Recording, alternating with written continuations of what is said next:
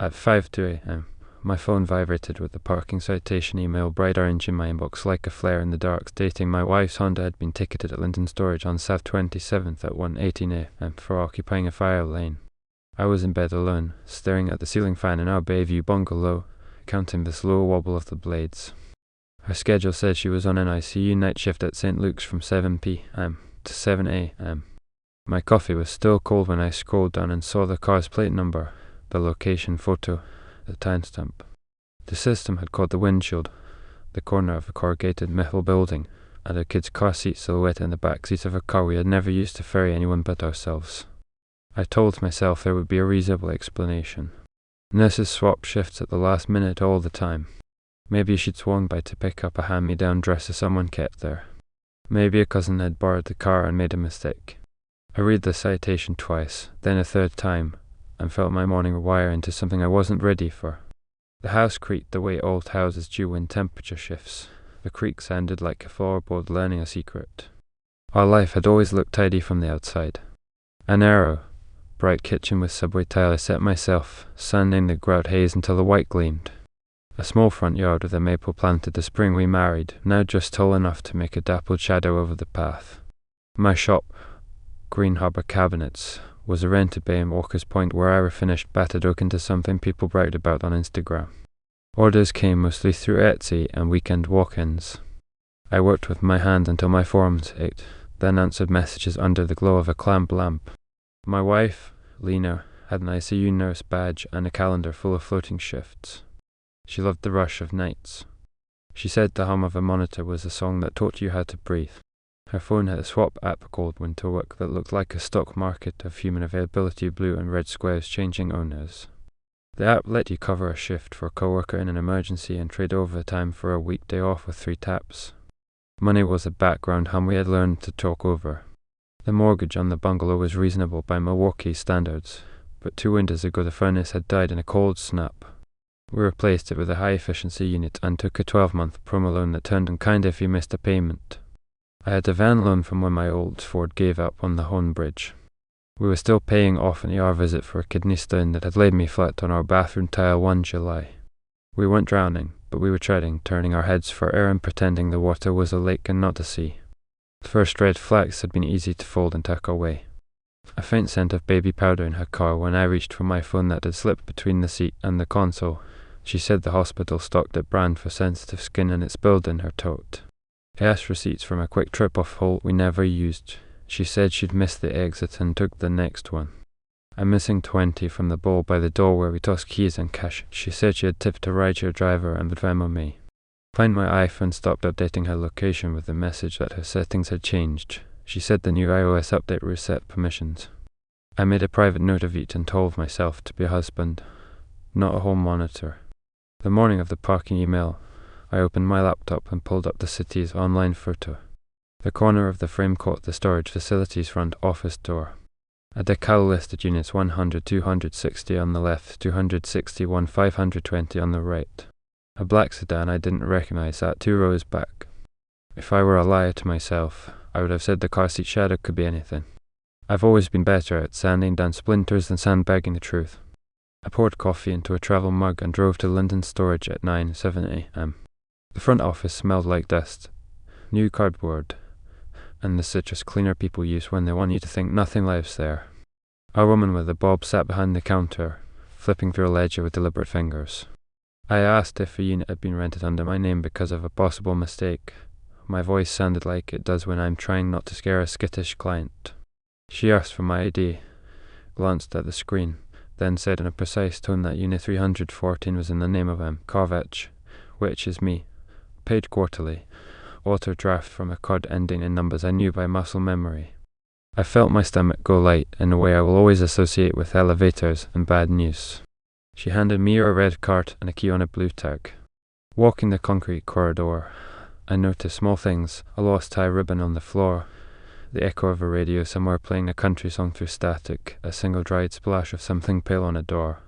Unit 314 smelled like baby powder and a whisper of bleach. On the left, a stack of Pampers boxes sat labelled with masking tape in a tidy hand.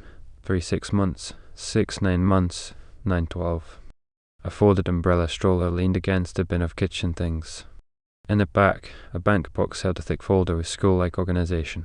Photocopies of immunisation records from a clinic in Waukesha, a staple packet from Oakham Lake Pediatrics, and a letter from Linden House Women's Shelter thanking MS Kovacs for holiday donations with check images attached.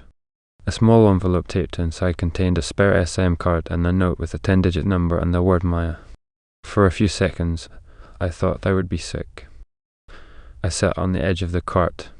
The metal made a cold burr against my thigh through my jeans. I took photos of everything, slow and careful, as if the lens would lie if I moved too fast. The SIM card was new and slot clean, the number printed from a labeler. The letter from the shelter made my chest hurt because I wanted it to be true that we had made donations. I went to my bank app on my phone and scrolled. There were quarterly payments to linen storage going back a year. I had missed them under the camouflage of multi-line phone bills and lumberyard invoices because the amount looked like any other auto-debit. I had missed the fundraiser charge for the shelter because it sat next to a hardware purchase and a celebratory dinner after I installed built-ins for a couple in Shorewood.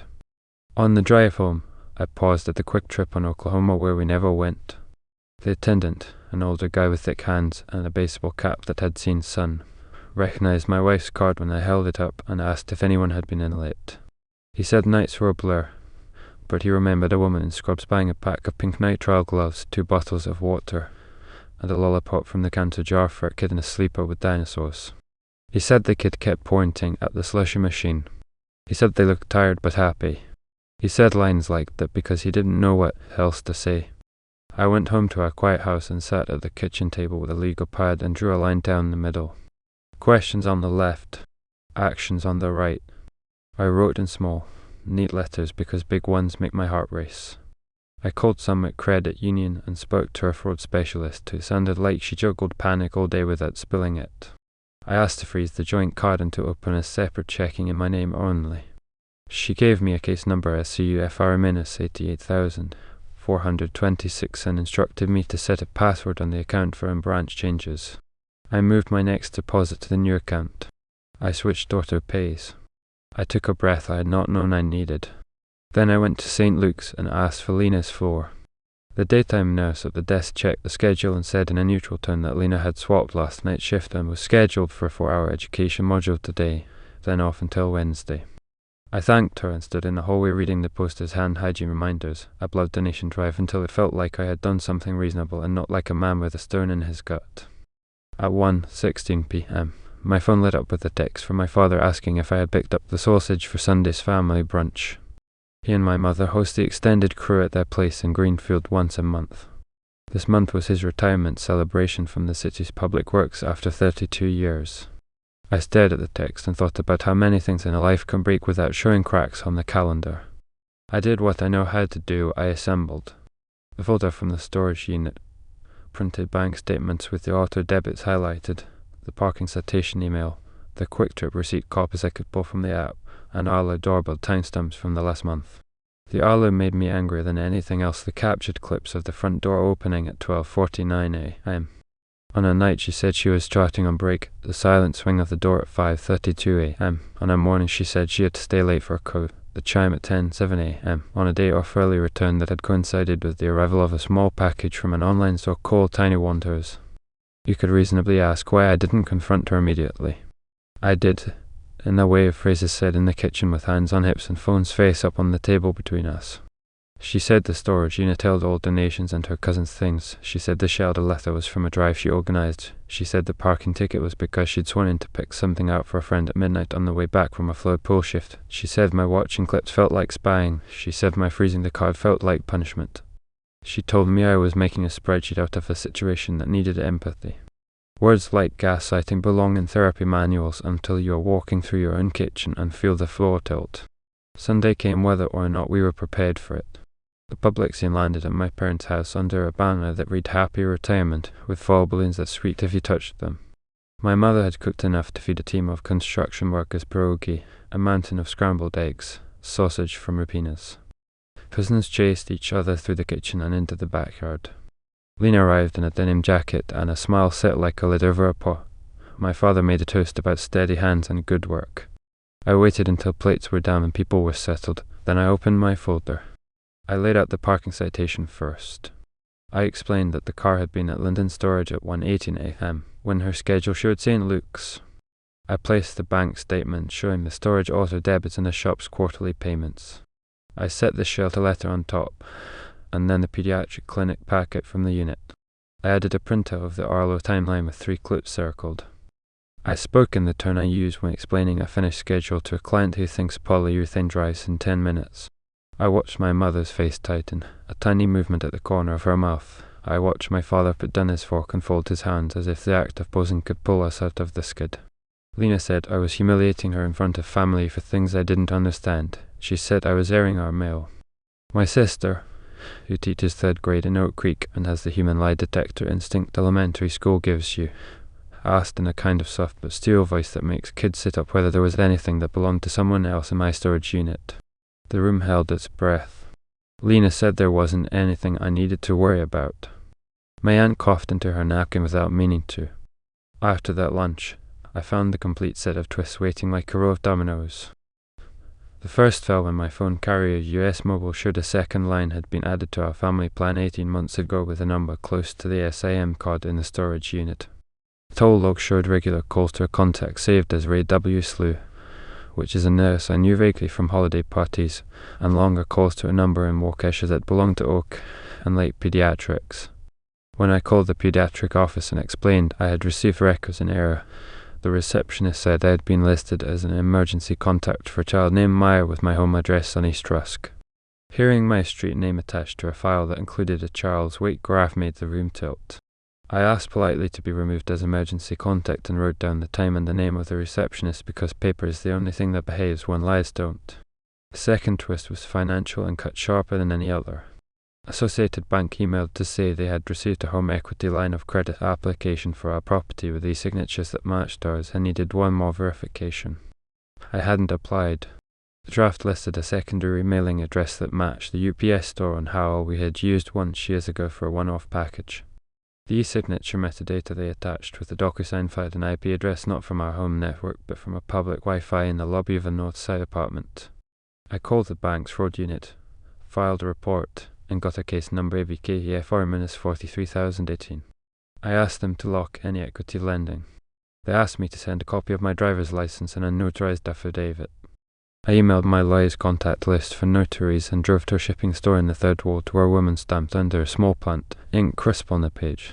The third twist landed in my own body and made me kinder to people I used to sneer at for letting stress ruin their health.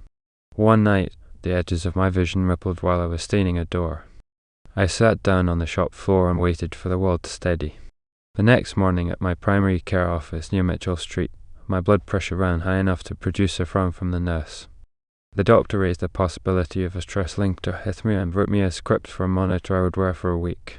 She told me in practical words to cut coffee afternoon and not to let righteous anger create permanent scaffolding under my ribs. Wearing the monitor, I became aware of the stadium in my chest, its chants, its waves. Every message, every ping moved something between seats. The fourth twist came with an independent witness who didn't know he was the emotional lever I needed. Frank, our next-door neighbour 2 houses down, is a retired UPS driver with a lawn that looks like he ironed it. He is the kind of man who knows when the city switches trash collection days and sends texts as PSAs.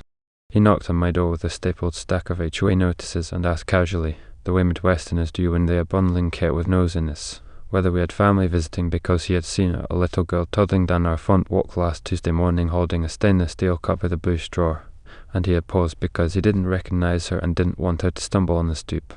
He described her coat a tiny red puffer and her shoes yellow with ducks.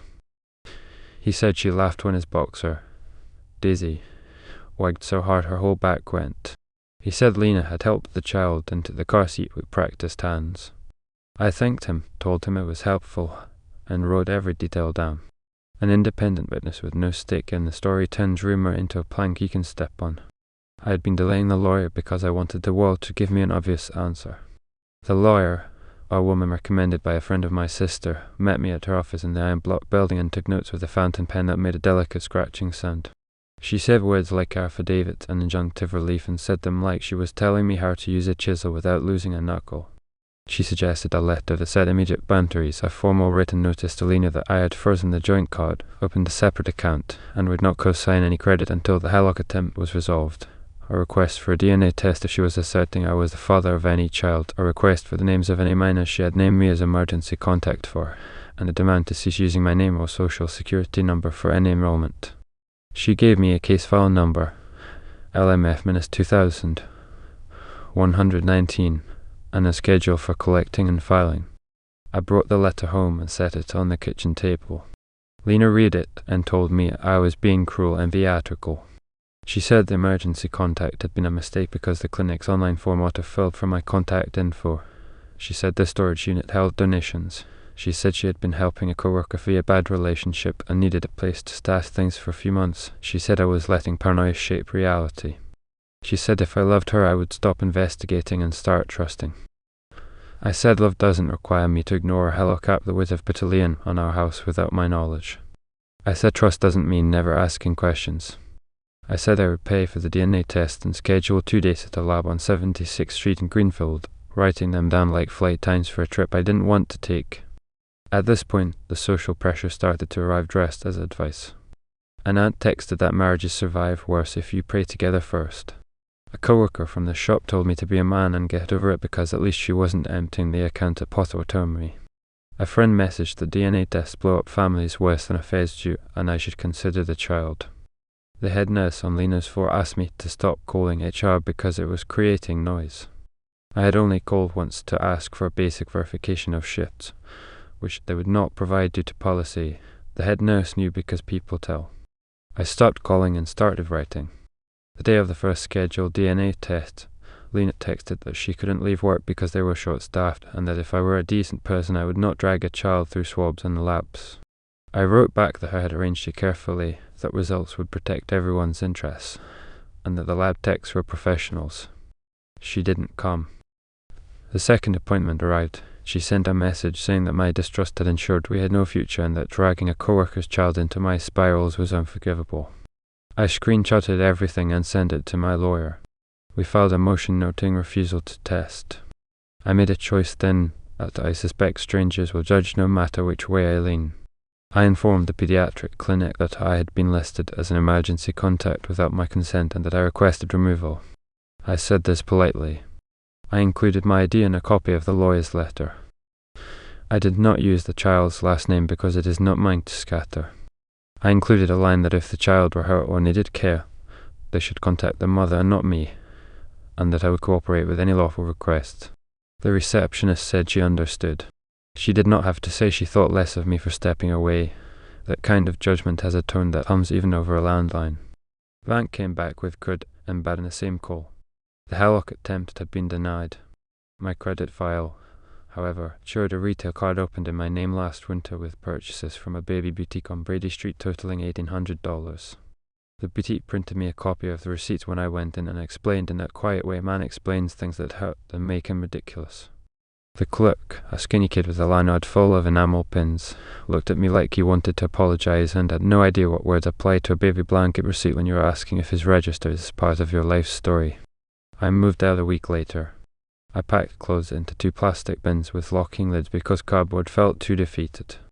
I took my hand tools because I knew which ones were mine to my bones.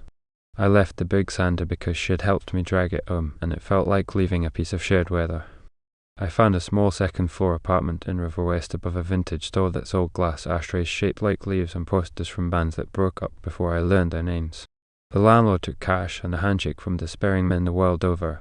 I gave him a check and a look that said I wouldn't be allowed. Lena texted that she wanted to come by to talk, which ended up being good for a 30-minute monologue about how I had taken a private act of kindness helping a coworker in crisis and turned it into a legal battle that endangered a vulnerable person. She said HR had asked questions. She said the coworker cried.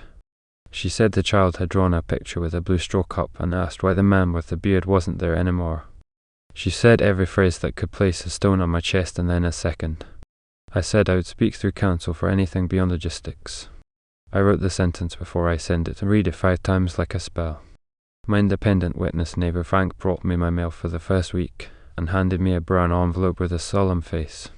Inside was a letter from a bail bonds company in City County confirming a payment on a bond in late March and thanking Mr. Kovac for his business. The amount matched a withdrawal from our account that I had chalked up to a contractor who insisted on cash. In the memo field on the withdrawal slip was a note in Lena's handwriting that said float. I added the bond letter to the growing stack and stared at the word float until the letters arranged themselves into something else. I wrote the bondsman's number down and didn't call. There were small indignities and humiliations that take more words than they deserve, but they count because they wore me out. The churchwoman leaving me a casserole and a card with a quote about forgiveness as if I had asked for a casserole and not clarity. The barrister at the shop near St. Luke's telling me she hoped the little one was okay and then making a heart with her fingers in the air the way teenagers do. A cousin tagging me in a Facebook post about choosing family and a happy picture of a toddler's playgroup at Bayview Park and asking me if we were coming, as if my life could be a community picnic if I just chose different. I learned to move like a person in a museum of their own artifacts, carefully, with a nod to the value of the pieces, even if they broke. I kept a notebook where I wrote case numbers with block letters like I was a clerk in someone else's file room. SCU-FR-88,426. ABK-FR-43,018. LM-F-2,119. I recorded dates and times. I taped a copy of the attorney letter under my calendar the way I tape a template under a jig. And then there were moments that tried to be ordinary. A client in Shorewood showing me where she wanted the shelves to end so the espresso machine had air. The way the late spring light hit the floor in my new apartment at 6 p.m., warm and angled. A hum of a fish tank filter at the vintage shop below me, the water falling in a small sheet that made the whole place feel like the inside of a seashell. I would catch myself breathing like a person waiting for sirens and force my shoulders down, inch by inch. One afternoon by accident, I saw the child. I had stopped at the Walgreens on Kinnikinnick for AA batteries and aspirin. A woman with grey boots and a posture I had learned to recognize by the tilt of her shoulder turned the corner with a little girl in a red puffer and duck shoes. The girl reached toward a display of blue cups with straws. The woman leaned down and pointed at the pink ones. The girl made a face that was none of my business. When they saw me, if they saw me, I looked down at the cheap brown toothpaste I had picked up by mistake when I meant to grab the good one. I stood there, reading ingredients on toothpaste like a man pretending to be a product reviewer, long enough to make my head buzz. Would you demand a test now and risk shattering a child's map of safe adults, or would you let a court decide in a year while your paychecks bleed? Would you accept that empathy and fraud often share a signature and call it love, or would you label every act of secrecy as a plan to burn your house down? Those questions live with me the way the arlo chime lives in my ear at odd hours. There are no perfect answers, only choices you carry to the next room. I cannot give you a bow. I can give you an image that echoes the first and captures what remains. I wake early most mornings now, because sleep and I are negotiating a new truce. I make coffee in a pot that leaks a little at the handle, wipe the ring off the counter, and stand by the window above the vintage shop while the fish tank vibrates up through the floorboards. Across the street, a city meter reader steps out of a small white cart at almost the same time daily, slips an orange envelope under a windshield wiper, and moves to the next. The paper flutters, bright as a warning and as ordinary as her bill. The owner will come out later, blink at the ticket in the salt glare, and start to explain it away to themselves, to a partner, to a clerk through glass. They will reach up and slide the envelope free with 2 careful fingers.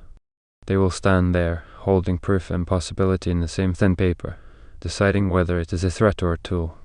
I stand at my window and watch the way the wind catches the corner and lifts it, a small, stubborn flag, before it drops back down.